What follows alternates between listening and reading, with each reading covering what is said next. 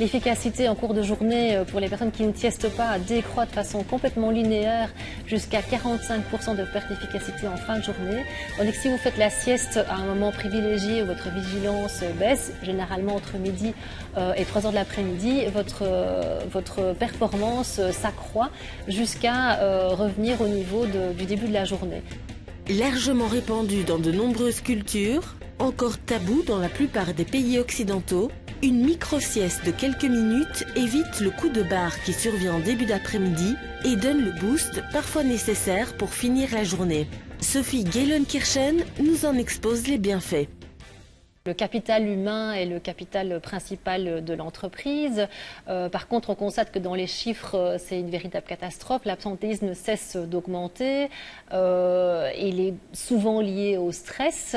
Les cas de burn-out deviennent des milliers en Belgique et à l'étranger. La loi aussi, je veux dire, s'y intéresse puisque c'est vraiment maintenant un problème de société avec la loi sur les risques psychosociaux. Donc, je pense que c'est vraiment maintenant une nécessité pour l'entreprise de s'impliquer dans le bien-être de ses collaborateurs et elle a évidemment tout à y gagner puisque des collaborateurs qui se sentent bien, qui sont reposés, de qui on s'occupe sont après plus fidèles, plus performants. La micro-sieste, comme son nom l'indique, c'est sa durée courte, donc c'est pour ça aussi que c'est intéressant de le faire dans le cadre de l'entreprise. Donc c'est pas quelques heures, donc on parle de 5 à 20 minutes maximum pour ne pas rentrer dans le sommeil profond. Donc la micro-sieste reste dans les sommeils légers, donc on se réveille en pleine forme de façon très rapide après une petite adaptation. Et donc c'est pour ça que pour les personnes qui ont un petit peu du mal à rentrer dans la micro-sieste, je propose des formations, peut-être aussi des siestes guidées, des siestes audio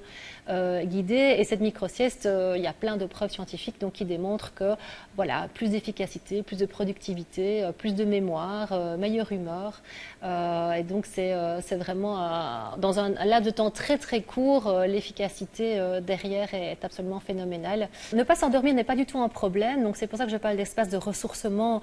Bien entendu, on peut faire la sieste dans ces espaces, mais on n'est pas du tout obligé.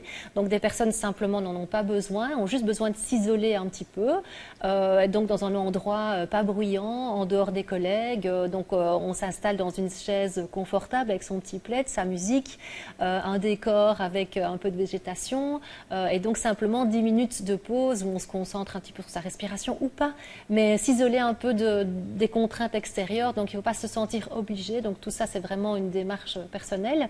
Le projet de WorkEnjoy est un projet assez innovant qui propose aux entreprises d'aménager dans leurs locaux des espaces de ressourcement pour le bien-être de leur personnel. Donc WorkEnjoy s'occupe d'aménager l'espace, de l'animer via une application et ceci, ça permet de pérenniser et de fidéliser le personnel par rapport au service.